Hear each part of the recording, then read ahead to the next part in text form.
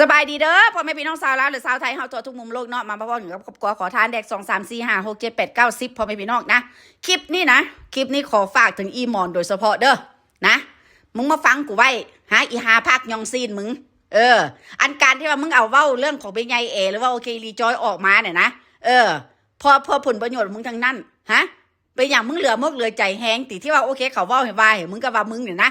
โซกปรกพอๆกันบอกย่างน้อยๆนะก็บ่ได้สกปรกทอนกับลูกมึงดอกไปฮะก่อนมึงสิเว้ากับคนอื่นน่ะนะเอาเวลาน่ะไปเซ็ตคือเฮือนมึงหันสะก่อนอยู่น้ำห้องดอกของนอนมึงอีหายอกซีนมึงฮะเว้าออกมาได้จังใดว่ากันโอเคสกปรกบ่ให้นางสแตกเข้ากับมึงฮะคันว่าโอเคมึงคันว่ามันเข้าไปหาพวกมึงน่ะนะมึงก็ได้ผลประโยชน์คือกันบ่แม่นติฮะบ่แม่นว่าโอเคมึงว่าโอ๊ยบ่อยากให้เขาสแต็กกับมึงเอ้าแล้วผ่านมาเนี่ยมึงขอทานแดกเนี่ยนะฮะผ่านครอบครัวเป็นไงเอกกับเอ็นอิลิจอยเนี่ยมันมาจากกี่รอบแล้วฮะมึงกินแล้วขี้ออกไปแล้วมึงอย่าสูลืมบุญคุณพวกมันนะอีหาภาคยองซีนมึงมึงเว้าออกมาได้จังใดฮะรังเกียจรังข่มแถมมีหนำซ้ำยังบอกว่าโอนมาทำไมโอนเงินมาโลดผ่านเข้าบัญชีมึงเข้าไปหามึงโอ้ยมึงคิดว่าคนอื่นเขาโง่บอกฮะมึงสีว่าประสดประสันปันใดนะบ่มีผู้ใดย่องมึงดอกอีหมอนอีหายอกซีนมึงฮะมึงเว้าเห็นกับมึงเว้าเห็นกับ2 แม่ลูกนี่นะมึงเบิ่งลูกมึงหันก่อนมึงเบิ่งลูกมึงหันก่อนลูกมึงนี่หลังคาคุ้มกะลาหัวบอกกูถามมึงเด้ฮะแล้ววันนี้2 แม่ลูกนั่นน่ะเขามีบ่หลังคาคุ้มกะลาหัวฮะผ่านมาเนี่ยมึงก็บ่แม่นมึงเอาไม่ใหญ่แอตีมาขอทานแดกน้ำโลกโซเชียลฮะมึงเอา2 แม่ลูกนี่น่ะมาโอเคมาขอทานน้ำโลกโซเชียลจนมึงทางมีดีดักจนว่ามึงจะแตกยัดหางยัดใส่จนมึงขี่ออกไปแล้วอีหาภาคยองซีนมึงฮะมึงจะสอนให้กูเว้าร้อนหลายคันมึงดีแท้ๆน่ะนะมึงคือบ่สอนลูกมึงจะสุมาขอทานแดกจะสุดาคนจะสุแซะคนฮะทำมาหาแดกนะทั่วไปธรรมดามึงคือบอกลูกมึงฮะมึงเหลือมกเหลือใจแห้งติที่ว่าเขามาเว้าคำนี้ออกมาน่ะฮะมึงดีมาแต่ทางใดฮะบอกกูถามมึงแดกขั้นมึงดีแท้น่ะนะเขาบ่ซาบ่ลือกันดอกโอเคมึงเป็นนางกลางเมืองฮะขั้นมึงดีแท้น่ะเป็นอย่างสภาพมึงก็มึงมาอยู่จังซี่ฮะมึงเกลียดว่ามึงเป็นลูกนายพลนายพันบ่แม่นติอีหาพักอีหายอกซีนมึงอีหาทางซีนมึงอีหาบ่ฮู้จักความอีหาเท่ากะโหลกกะลาฮะพ่อแม่มึงเอาอีหยังสอนมึงพ่อแม่มึงเอาอีหยังป้อนมึงกูถามมึงเด้ฮะมึงคือสัวแท้ฮะกูบ่แปลกใจว่าลูกมึงแต่ละโตน่ะนะบ่มีการศึกษาและอีกอย่างนึงสะทุนนะได้มามึงนี่เต็มเลยเนาะโอ้กูบ่แปลกใจอีหลีฮะก็บ่แม่นย้อนหัวปล่อยพวกสูตีสร้างรายดอกรายได้นะเอาไม่ไงแอนแอก็เป็นพ่อใหญ่พงนะมาจับแต่งงานแลกกับยอดวิวนะมึงจะสูลืมบุญคุณแม่อีหมอนนะมึงเอาเขาออกมาเว้าเฮ็ดอีหยังฮะมึงสิบอกมึงสิสอนนะมึงก็อยู่หลังบ้านมึงก็เว้าไปตีมึงเว้ามาสแต็กหาพ่อหาไปมึงอีหยังกูถามมึงเด้ฮะถ้ามึงรับบ่ได้ล่ะมึงก็ปิดซ่องไปอีหาภาคยองซีนมึงฮะอีหากินซีนมึงฮะเครียดแห้งว่ะติว่าเขาว่าบอกว่าโอเคสกปรกพอๆกันมึงเบิ่งหังมึงหันก่อนนะว่าหังมึงกับคอกมึงน่ะหังมึงน่ะนะมันอยู่ในสภาพแบบใดพวกกูมีตาเด้อบ่แม่นบ่มีตานะพวกกูเอาตาเบิ่งได้นะพวกกูไม่ได้โอเคใจบอดคือแบบครอบครัวพวกมึงได้ครอบครัวพวกมึงเนี่ยมันใจบอดนะใจบอดดูถูกคนอื่นเหยียดหยามคนอื่นฮะ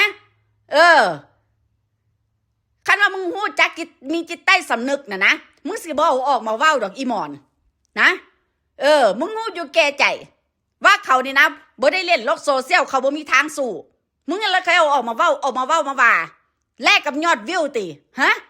บอกมันบ่พออย่าใส่ว่ะกูถามมึงได้มันบ่พออย่าใส่ว่ะลูกมันแต่ละโต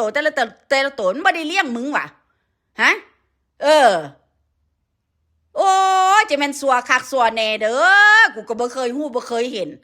ฮะกูบ่แปลกใจดอกกูบ่แปลกใจจัก หน่อยว่าเป็นอย่างลูกมึงแต่ละตัวจะค่อยด่ามึงคือหมูคือหมานะเอาอีลิ้นปากกึกเอาอีหลานปากกึกอีปัญญาอ่อนหลานมึงน่ะออกมานำลูกออกมาเฮ็ดคลิปน่ะฮะเว้าโอเคอซอเอแซะกับพ่อกับแม่มันฮะเพราะวันแรกกับยอดวิวติฮะมึงรู้อยู่แก่ใจว่าโอเคหลานมึงนี่นะมันบัดญาอ่อนสำใดฮะพ่อแม่มันก็บ่ได้ดีตอนนี้นะโอเคพวกมันน่ะ2 ตัวมันน่ะนะลูกทรพีมึงเนี่ยนะครับบักลูกเคยปากสมาเจนน่ะมันเป็นจำเลยสังคมและเดี๋ยวนี้น่ะมึงเข้าใจบ่มึงเข้าใจความหมายว่าจำเลยสังคมบ่กูถามมึงเด้ฮะมึงเอาหลานมึงออกมาเฮ็ดคลิปโอ้ยอย่าประจานหลานตัวเองอยากได้แลกกับยอดวิวฮะจะค่อยไปออซอเอเซเอ้ยเว้าดีกับอีกครั้งคกไปอย่างมึงยัดอีกครั้งคกสวบคอมึงแห้งติฮะมึงก็สัวคักสัวแน่เนาะมึงสัวจนบ่มีคำสิเว้าเลยเป็นอย่างลูกมึงนี่นะจะคอยสัวมาจะสะทุนฮอดป่านนี้จนนึงคันว่าโอเคลูกมึงบ่มีหลังคากุ้มกะลาหัวไม่ไงแอกับอีลีจอยมันยังมีหลังคากุ้มกะลาหัวนะก่อนสิมีหลังคากุ้มกะลาหัวมึงก็เอาเขามาขายแดกในโลกโซเชียลมึงกินฮักหัวเข้าไปเนี่ยมันเป็นจักกี่ร้อยมันบ่เป็นฮอด$1,000พุ่นว่า$2,000พุ่นว่าฮะกูถามมึงเด้ฮะแล้วลูกมึงเด้ลูกมึงมีหลังคากุ้มกะลาหัวบ่อีหาภาคทางซีนมึงฮะอีหาทางปอดอีหายำใส่ยำพุงมึงฮะกูถามมึงเด้ฮะมึงก็มาขึ้นคักแท้โอ้ยเขาเว้าให้เท่านี้นึงสิเป็นสิตายคันมึงดีแท้นะมึงสิบ่ออกมาเว้าดอกมึงก็สัวมึงบ่แตกต่างอย่างกับหมาตัวนึงที่ว่าโอเคคอยเลียแข้งเลียขาฮะ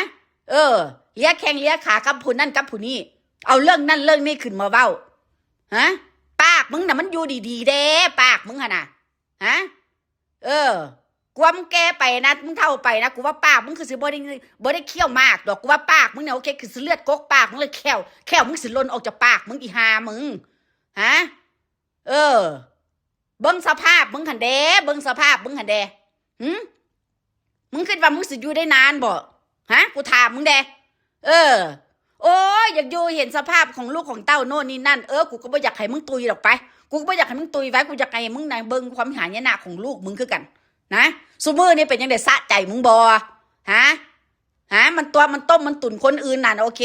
มาหยอกมันอยู่มากินกันกับมึงก็ได้สแตกแดกคานกับมันไปจังได๋ละสภาพลูกมึงน่ะฮะจนไปอยู่ใส่ตั้งแต่เขามีแต่คนสอกกับเขาสั่งฮะ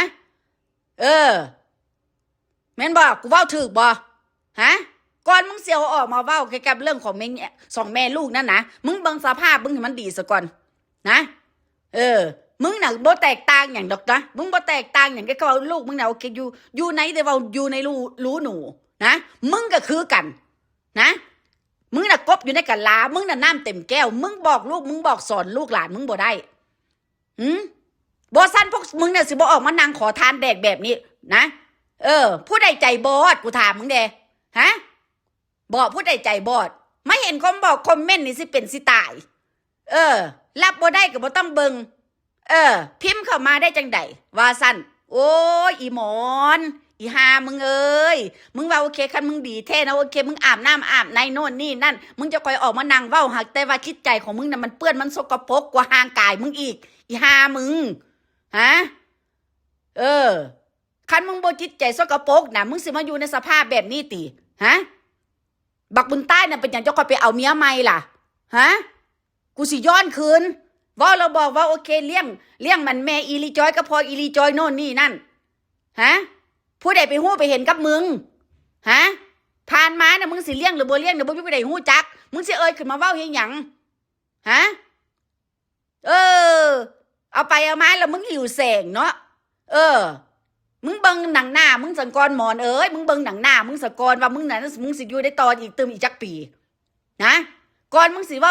อย่างไรกับคนอื่นน่ะมึงเบิ่งสภาพมึงซะก่อนฮะว่าลูกมึงโตใดนะสิซื้อลงน่ะใส่อันห่างกายมึงอันที่ว่าโอเคไล่วิญญาณของมึงน่ะมึงฮู้จักบ่ฮะแม่นบ่ล่ะพ่อเป็นพี่น้องสัวแท้สัวว่ะ เอาเป็นจังไดจะคอยมาพ่อกันไหมพ่อพี่น้องเราจะคอยมาจวดจ้าดฟาดบึ้มกันมื้ออื่นโอ้ยว่างค่ะมื้ออื่นคนก็ว่างอีกวันอาทิตย์ก็ว่างอีกพ่อแม่พี่น้องเราจะคอยมาพ่อกันไหมแต่ว่ามื้อนี้นะคอยขอมายองใส่หาหมอนเอาออกมาเนาะเอาลิสดวงมันออกมาเอาใส่เอาพุงมันออกมาเอาหน้ามันมาซับอยู่น้ำกลางโลกโซเชียลนี่ฮะจะแม่นมันซัวคักซัวแน่เว้าจ่าอย่างบูฮู้จักแหน่มึงเว้าเก็ตตัวเองอายุอันน้ำมันจักปีนะมึงสิให้ผู้ใดสอนมึงสิให้ผู้ใดโอเคปามมึงคักๆเอาแท้บ่กูถามมึงดิด้วยฮะแม่นบ่ล่ะพ่อพี่น้อง60ปลายปีเว้าแล้วบอกว่าตัวเองเนี่ยโอ้ยยังตึงนั่งโน่นนี่นั่นพูดว่าหนังหน้ามึงเนี่ยนะสภาพกบในกะลาขึ้นกับมึงน่ะมันบ่แม่น60ปลายปีกูว่ามึง80แล้วอีห่ามึงยอกซีนมึงฮะตายพ่อแม่พี่น้องชาวลาวชาวไทยคำว่าเว้าออกมาตายเว้าแต่ว่าโอเคตัวเองเด่นด่งดังนะปานนั้นว่าเป็นลูกนายพลนายพันมันคือมาอยู่ขนำแบบที่โอเคห่างๆคือแบบนี้ล่ะฮะบ่ฮะอีสี่แรกเขาเปลือกฮะอีขายลูกแดกฮะอีขายลูกแดกโอเคแลกกับปุ๋ยอีห้ายอกซีนมึงฮะอีห้าหีบ่มีราคา